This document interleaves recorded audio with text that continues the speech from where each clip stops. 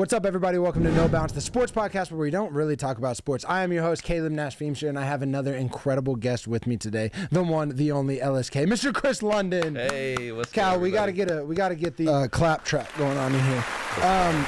My first question off bat.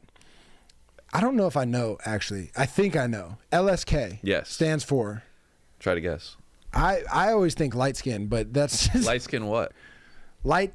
Oh, that's light skin. Think of my name light skin then. KRIS. See, that's what everybody thinks, like, to this day. So what is it? Light skin But kangaroo? Like, what are we No, doing? it's light skin Kakarot. So I'm a big Dragon Ball Z fan. And when I made, like, my gaming channel, I was like, I need a second, alias. You know what I mean? So it's KRIS London, then my alter personality. But London isn't even your last name. It's not, but I needed another one because I looked up to KSI, right? Okay. So that's kind of like where the inspiration drew from. So I was like, all right, 3 letters. Like, what am I going with? And it was LSK, light skin Kakarot. And so it was like, because my intro for the gaming, it was something super silly. It was Super Saiyan Drizzy. Uh-huh. So it's like light skin Kakarot, Super Saiyan Goku, light skin Drake. Like that's where it all came about. So if you're a super OG, Yeah, that's you know that. But I've known that you was for like, years, yeah. and I 'Cause, always like, just thought light skin. I made that channel. I made that probably 8 years ago, 9 years. How long have you been doing YouTube? 11 years. Yeah, my channel turned 12 in August.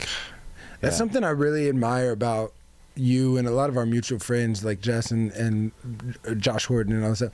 Y'all have had channels for double-digit years. Decade, and I man. think a lot of people think that, like, oh, like, he's got millions and millions Yeah. of subscribers. Like, he I've just been hit the there, market. Like, yeah. no, he's been Yeah. doing it for... When did you hit... Like, what are your milestones? Do you So- remember your 100K? Yeah, of course. That Okay. was like that first hump. That took me probably like 3 years. I think my first like 3 years. So I made the channel in college, and then that first year I just made it to like watch YouTube, Yeah. kind of post like these little dorm room videos. But then once I kind of like I got hurt in college, and then I was like, okay, let me just make videos in my spare time. And I read an article because I was a big fan of Timothy De La Ghetto. I don't know if you're familiar. I'm with him, familiar but- with him, man. Yeah, so Very he's funny like guy. rapper, actor, Wild 'N Out, he got everything. on. Yeah, yeah, exactly. So like that was my inspiration. This was before I even saw KSIs of the world, like Yeah. Sidemen, all of that. I was big into sketch comedy, and I started making skits because I was big like 10 years ago. So I started doing that, skits and reaction videos, and I kind of built that up, and that's how I got my first 100K, was just from skits. And reactions.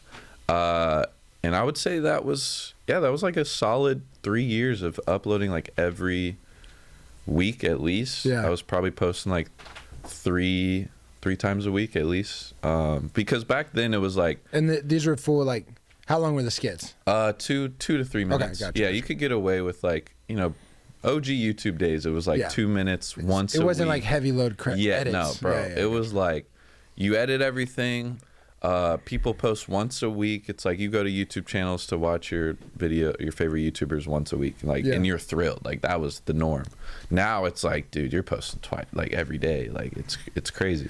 And not just every day, you're posting on multiple channels every day. We'll get to that in a second. Yeah. But when was your million? Million. Your first million? So- Because my boy's got multiple millions. So that was my main channel, Christopher London channel. That's when I moved out to California at 500K, because that was my reveal, was when I moved in with Jesse and Zach and Corona. And that was a big deal for me. And then me and Jesse had a race to 1 million. He killed me, but Yeah. it's Jesse. I mean, come on. The dudes that... But it was a close race. It wasn't just like a sweep now.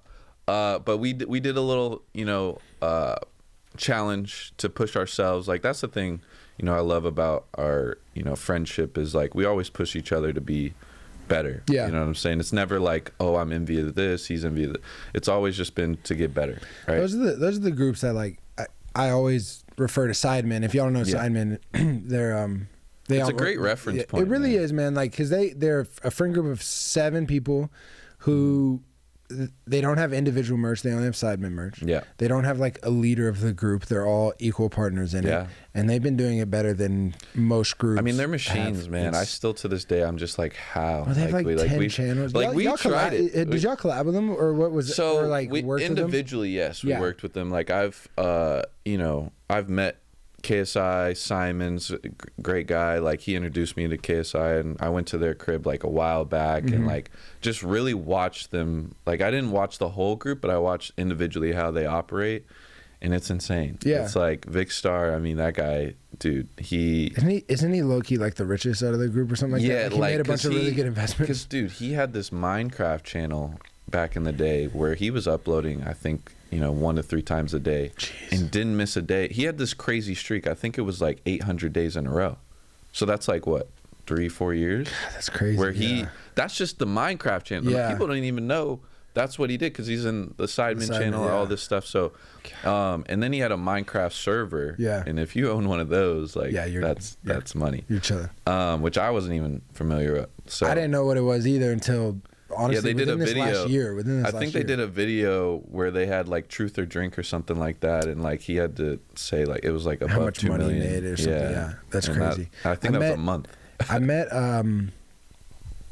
a couple of them, but the not to say the others aren't cool, but Toby to me was the like he was just such a cool. He was so laid back, so chill, such a cool dude. Dude, like, I think out of his day. For me, what was surreal was KSI, my first interaction with KSI. So when I was living in London, I was pretty close with Joe Weller at the time, and we were making videos, and I was waiting at a train station to do a video with him, and that's where I bumped into KSI because they had just made a music video. Gotcha. And he's just super chill. Like you would think this is when like peak, you know what I'm saying? The biggest influencer in the UK. He's just walking around. Yeah. Now he's like one of the biggest in the world. And then so then I saw him at a coffee shop, and we were just chopping it up. He was just giving me advice and just like super cool.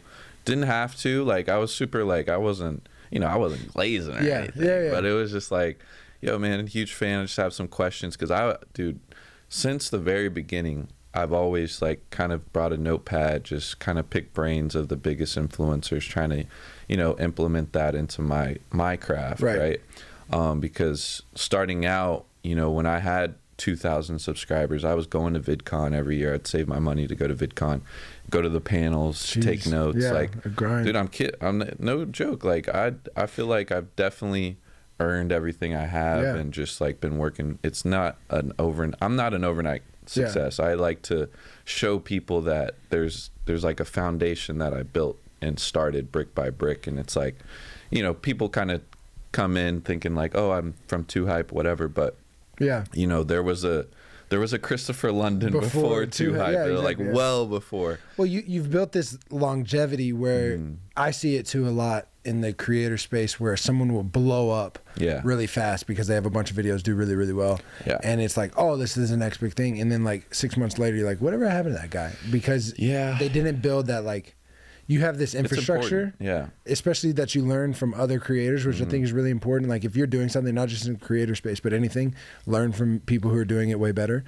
And you've built this like infrastructure that will give you this longevity for like you could do this the rest of your life essentially. Yeah, I always tell people I think it's good to reinvent yourself every like 3 to 5 years, just because that's what the internet does itself. Like, you could post the same type of videos for a decade, which some people have. And, I think that's kind of lucky in a sense, because everyone grows up, everyone has new likes and dislikes. So it's like, it's common for your fan base to maybe outgrow your content, which I feel like has happened to me in a sense. And then it's like the videos that did well for me, 4 or 5 years ago, like I hate creating today, because like, tell me about it. I'm a father now, I'm married. Like, it's just like, dude, there's only so much I can have the patience for, or like want to do. And then the moment it stops performing, then I'm like, what am I really doing? Right. So I've kind of like taken a step back the last few years and kind of like reflected on, all right, what's the next, reinvent for me, right? And I've kind of like, I still don't really know, because I like to just experiment, and that's the beauty of the online world, is like you have time to kind of like play around, see what works, see what doesn't work. But some people like they think if they want to be that instant success, but that's not going to work, because, when you do blow up, make sure it's for the right reasons, like, because otherwise you are going to get burnt out. Like, I've been burnt out just because, the things that did well for me the past, few years, it's like, yeah, it's great, but when you have to wake up every day to like do that again, it's one of those weird like hamster wheels where it's like, okay, I want to do something new, I do something new, it does terrible, okay, but like I need to make my rent essentially, so like let me do the video that I know will hit, but it's like I'm tired of doing this video. It's kind of like you have to bite the bullet for a few videos while you, like you said, reinvent yourself and like upgrade that content. I think the thing that I've recognized is like the authenticity of everything, and that's why I feel like at the beginning of my career it's kind of exploded in a sense, because I felt more relatable. But now that I'm a little older, there's new trends. There's the kids nowadays. There's like the skibbity. Kids. We're so old, man. The kids these days. Like it's like that's the reality, right? So it's like I'm over here thinking like, okay, like what, like I used to know what like the trends or like what trends to follow. It's one thing to know the trends, but then it's like, all right, how do you kind of add your own spice to that trend? Like that's where I'm kind of like, okay, but now I'm also going back to my roots of just like, dude, I'm just the creator that's making videos for myself, and then if I enjoy them, somebody else is going to enjoy that. That's how I started, right? So I'm making videos for me, and then whoever comes from that is just a plus. And that's where you get that authentic vibe and like that organic growth. And I think that's kind of like where I'm reinventing myself to kind of go back to. Yeah. But I went to it was either VidCon or Vid Summit a couple years ago, and Mr. Beast was talking, and he said something along the lines of, there's no such thing as original content. It's how to make content original to you. Yeah. And that hit with me, because for the longest time I was like, okay, what's a video no one's ever done before? But that's also weird. That's a weird, like, if no one's done it, it's not trending. Yeah. So it's like, you could set a trend. You could set a trend if, and I'm not trying to like have self-pity, but like you could set a trend if you're like you or a Mr. Beast or Jesser, because you have the millions. Yeah. Like I've done a couple videos. It's tough. It's tough. Right. And because someone else is bigger. Someone else gets, because I mean, here's my best example is movies. So you could be, the Steven Spielberg, the Jordan Peele. And it's like when Jordan Peele tries to set his own trend of like a movie, it could flop, because it's like it's just unfamiliar. It's so unfamiliar to where the audience almost feels a little like weird watching it, because it's like, what is this? And then if it doesn't hit right away, it's gonna flop. But then it's like you see nowadays in theaters, it's like the same superhero movies, but just a little twist, like.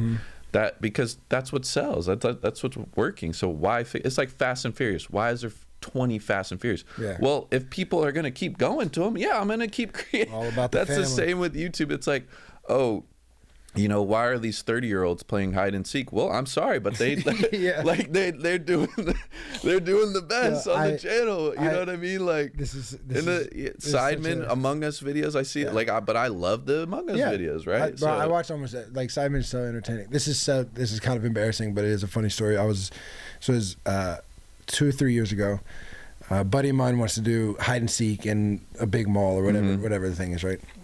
So I'm like, yeah, I'm down. I'm at the time 27, 28, somewhere around there. And so we're playing hide and seek, and I see this girl walk by who is stunning. Like I jaw-droppingly, I stopped mid my tracks. I'm like, she had this really I remember it so clear. This is so embarrassing. She had this really dope Burberry like trench coat jacket on. And I was like, yo, that is a dope jacket. And I wasn't even trying to hit on her because I knew I didn't have a chance. I was literally like, yo, that's a dope jacket. Because I love Burberry. And she turns, she's like, oh, thank you. Has a little accent. I'm like, oh, a little accent. Okay, what's up? So we strike up a conversation, and we're talking for a few minutes, and my boys are like trying to film this video. And she's like, so what are you doing at the mall? I'm like, working? Yeah. She's like, oh, you working? I was like, no, I'm playing hide and seek. She was like, what? So I kind of explained to the whole thing, whatever. So then fast forward, she goes about her day, I go about mine. I go into Were you hiding in this moment? Like yeah. You were okay. I was trying to find a hiding spot. See, you should have just not even mentioned that. You should have said like you were shopping. Like you were just there. Like it's just. So I go into H&M. I buy a new outfit because that's my tactic. Yeah. I buy a whole new outfit and change. And then I'm going down the escalator, and she's like down there.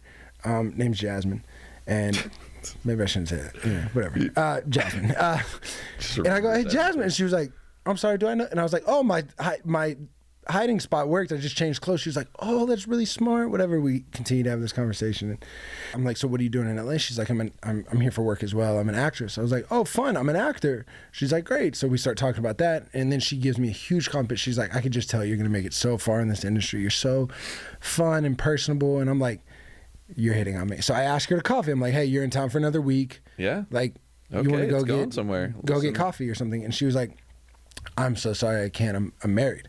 And I was like, oh, well. I was platonically flirting with you. And she's like, love a good platonic flirt, whatever.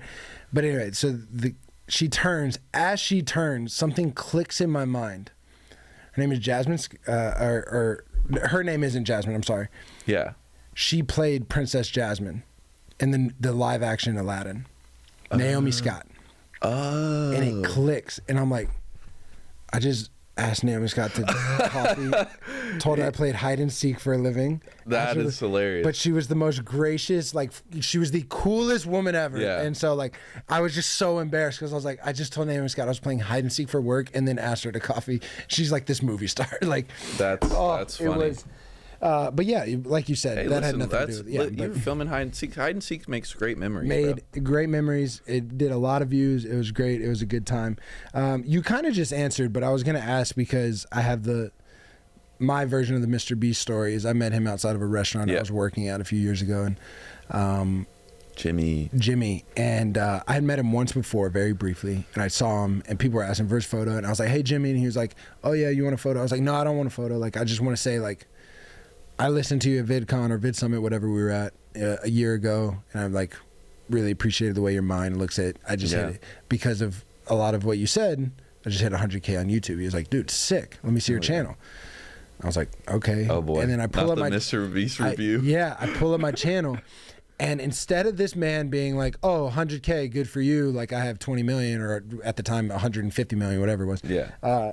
Instead of being like, oh, whatever, he took my phone and he goes, all right, this thumbnail, I would make it, like, you see the dead space here? Like, make that a little bit bigger. This title, like, you don't really need all caps there. Whatever. For like a minute. And I was just like, I was blown away by the graciousness to do that, but then also the analytical mind. You kind of just answered it with the KSI. Has there been someone that you met that was like, oh, like, I appreciate him taking the 2 minutes to give me advice? I would say off the top, probably the meeting KSI for the first time. I mean, actually, I don't know if that was like the first time, but I'll just say like a genuine interaction, not at like a social gathering, like or whatever. To him, but yeah, no, I thought it was really dope, and Simon too. Was really cool, like how he was open to just making videos and like invited me to their crib and shit, and like I thought that was really cool. Are they the coolest collab you've done? Or what's the coolest like social media collab? Not coolest person you've met, because we're getting there. Coolest social media collab. I would say the coolest collab. I mean, I really liked the Paul George with Sony. He had a PlayStation shoe, and we played 2K in OKC. Yeah. And I've had just like funny stories happen from that. And it was like, all right, so I played Paul George, did a whole video with him and Cash. And after that, that's where we played in the hotel where OKC was staying at. And then that's how I met like Westbrook, and I had the most awkward interaction ever because he's so intimidating. And I knew he was there, and I was like, I literally had to take a shot to just approach him. Like, I'll go to the bar, I took a shot, and then I had all this, like, I had all my shit with me because, like, I didn't stay there. Like, I was leaving. So I had my phone charger with my phone, my camera. I didn't have my cameraman there, so I had all my gear and stuff. And I was like, okay, I got to go say what's up. I told Cash, like, I got to do it or I'm a pussy. So I go up there, And he's like, yo, what's up, man? He's super cool. Yeah. And I go in to like shake his hand, and he has like his phone charger and everything. So like his hands are like full. So I just grab his like forearm and shake it. Because I didn't know what to do, because like I didn't know his hands were full before I went in for the handshake, and I was like, well, I have to shake something. So then Come on, whoa, thank goodness. You sure it was the forearm? God, thank goodness. Oh, that's a crazy line. Wow. She's right there. Okay. Wow. So you're shaking something. Yeah, I'm shaking something. I shake his forearm, and I realize that, and he kind of gives me this look like, hey, he's probably experienced something even weirder, so it wasn't the weirdest interaction. He like looks at it for him like. And then I go in there, I go to cash, I'm like, dude, I just made the most awkward moment ever. Yeah, rest is history. But shout out to Westbrook. Like you said though, super cool dude. Yeah, very intimidating. First time I ever met him, same situation. I didn't shake anything of his, but like, yeah. He looks like he's like how he looks on the court, like he's about to dunk on you in real life. Like that's how he always looks. And then he has a switch for sure. Crazy. I feel like I'm kind of the same way in a sense. Like I don't know it. A lot of people tell me I have this very like I can have this look of like, yo, don't come up to me. I thought you didn't like me the first few times we met. But it's like, but it's like, I don't know what I look like my face looks like, but it's a lot of times like, cause you know, being tall too, it's like, all right, I don't want to have this conversation like, oh, who do you play for? Like so I already built this kind of like, I hate using this term cause now the word is kind of cooked aura, right? Yeah. It's a different meaning to me, but I kind of have this aura of like, all right, I know when to like put on this face kind of like look of, all right, just so I don't have to talk to anybody. I just want to be alone. Yeah. But you know, once I kind of am approached, I'm like all smiles and shit. And I used to work security at a club. Yeah. Back in the day before I was doing all this full time, and people used to tell me all the time, hey, you just look like you're gonna punch somebody. I'm like, you're in that mode. Yeah, exactly. You get in these modes, and then your guard gets taken down, and then you open. Like genuinely, I think the first time I met you, I don't remember the first time we actually met, but I remember the first time going to the 2 Hype House to do a video with Jesse and Zach, and you were streaming or doing something. You were in a part of the first video, and I remember like running. I had to go pee, so I went into the house. We were on the court. Yeah, and I remember like running into you in the hallway, and you're like, which house was it? Who are you? Was it Calabasas? The Hidden Hills, yeah. Hidden Hills? Hidden Hills. Yeah, that house I was in a different mode, bro. Yeah. I was like, I remember you looking at me, and I went out and I was like, I don't think Chris likes me. Yeah, I feel like a lot of people thought about that about me, but you know, it was a different time. But then we judged then we were in a video together, and it was completely different. So I was like, okay, we're chilling. Do you have a worst? You don't have to tell me the celeb's name.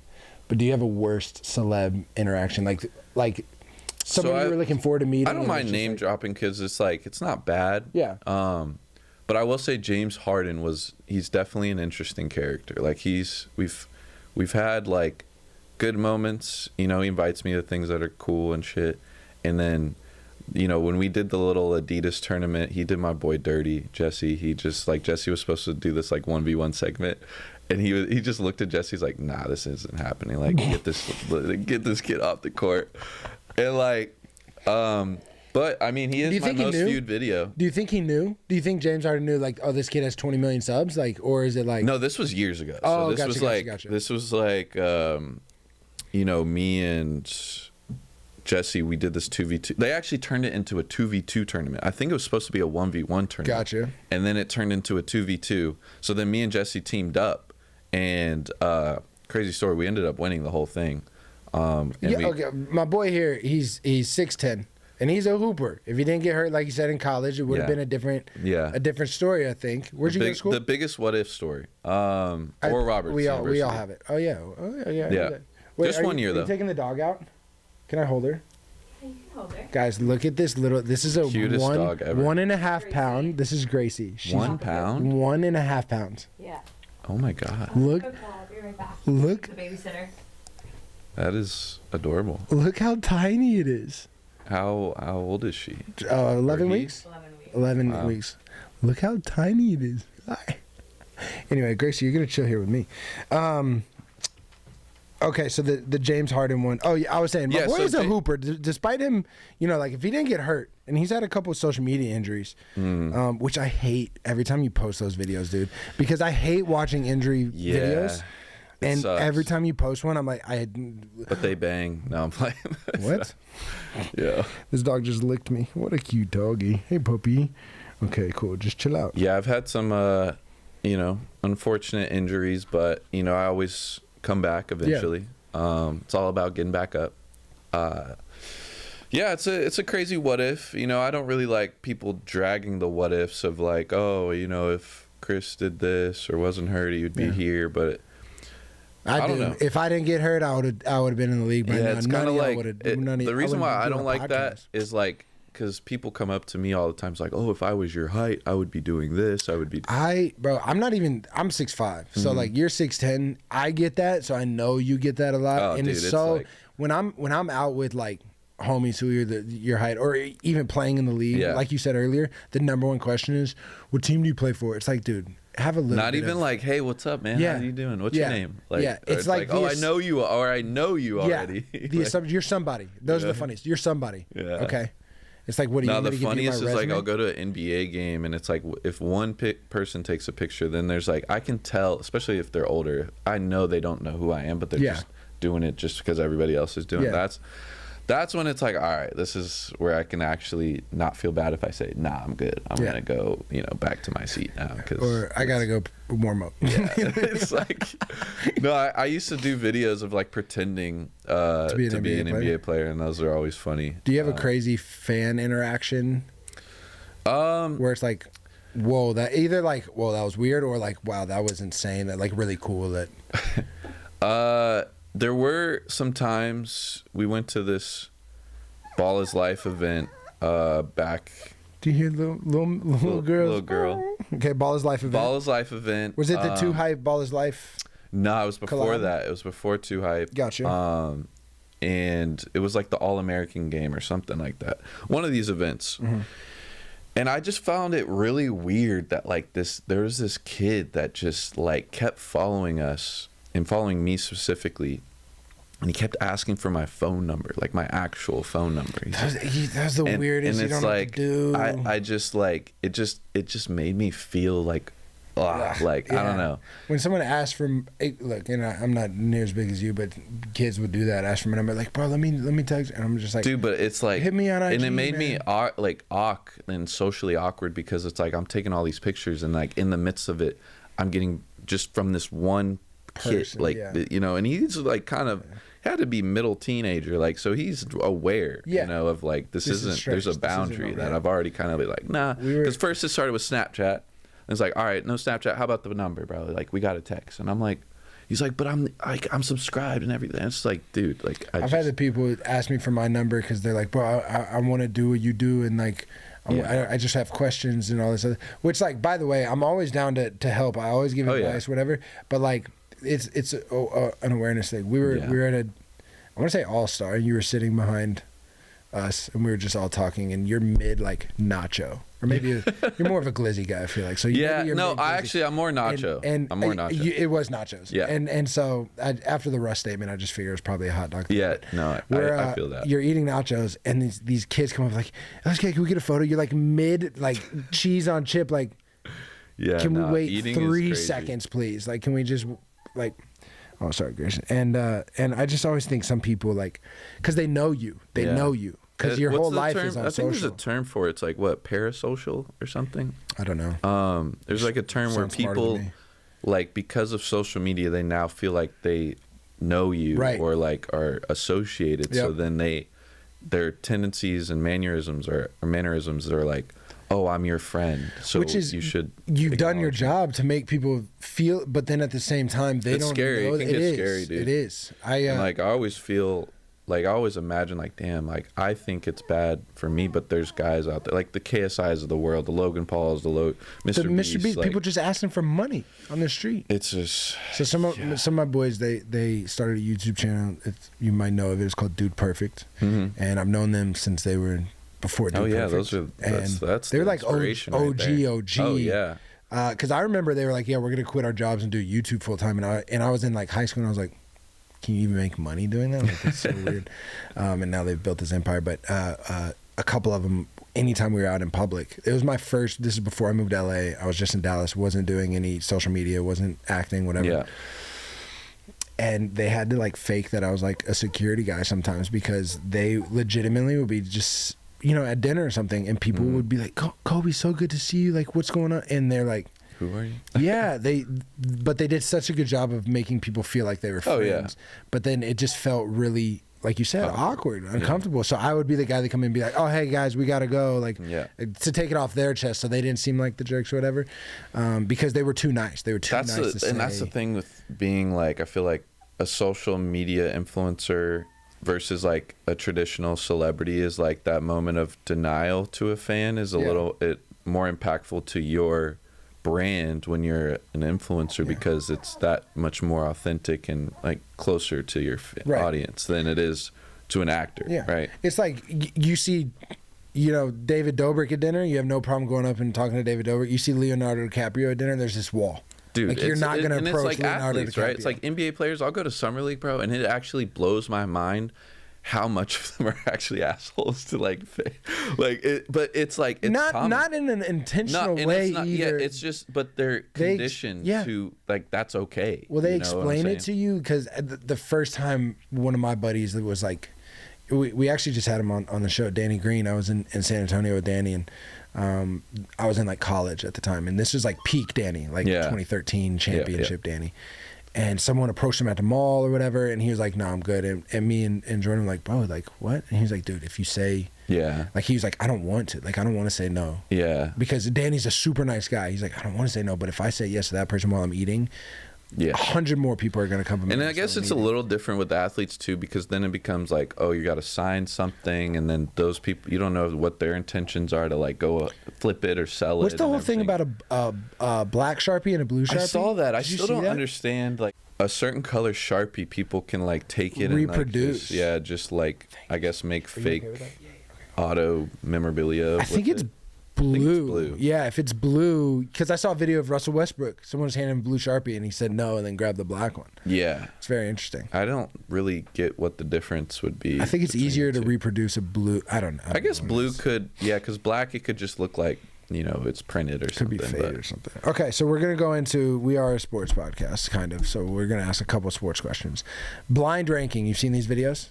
Where I give you something and it's you rank it 1 to 5, but you don't know the next one coming. Yeah. Okay, so we're going to do blind ranking, your 6'10", blind ranking NBA bigs. Okay. Cool? Yeah. Even though you weren't a big. You were, what, were you small forward or power forward? No, I was power forward. Okay, gotcha. Yeah. Blind ranking NBA bigs. All right. You ready?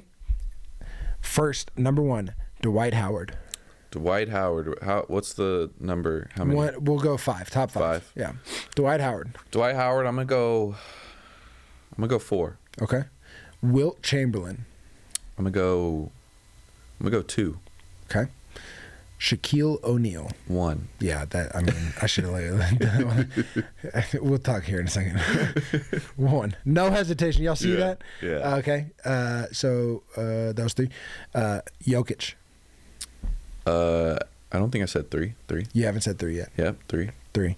And then the last one was Hakeem Olajuwon. Ooh, yeah, 4. Sorry, Hakeem. That would have to be 5. But honestly, he'd have to be 5. You put Dwight at 4. Oh yeah, he is 5. I would just switch. I low-key would switch Hakeem and. Actually, I would switch Hakeem, Wilt, and Dwight, but. Yeah, I like the list. Where would you? So you put Wilt at 2. Where would you put Wilt now, knowing the 5? I would put him at 3. I would put Hakeem above. Dude, the thing is like Jokic, like, it's so. I feel like it would be biased of me to put him above Hakeem. Like, I don't know. I just. Recency bias? Yeah, recency bias. But at the same time, not, because Jokic is. Yeah, that's true. Like, I do think, like, if Jokic played in the era of Hakeem, like, he would still be Jokic. Like, he would probably. Jokic's game is timeless because he's not an athlete. Yeah, exactly. He could play in the 50s. He could play in 20. But then you have to argue, okay, was his domination similar to Shaq? And then it's like, no. So look, Shaq is the most dominant, not the best player, but Shaq is the most dominant player to ever touch the court. Yeah. Anytime I see those like memes, it's like which 5 are winning, which 3 are winning, whatever team Shaq is on. I don't care what team LeBron on. I don't care what team Kobe, Jordan's on those memes. If it's Shaq, I take Shaq's team. I agree. There's never been a more dominant athletic player. Now it depends on. There are teams, because at the end of the day, 3 points are worth more than 2. So it's a matter of like, okay, are we going D'Antoni with the Curry with all the best shooters against a Shaq that's just have no shooters on the outside? Then that game could be different. But having a Shaq opens up the outside shot. Yeah. Because you have to dig down at least. Yeah. Or double. Yeah. And don't sleep on his passing.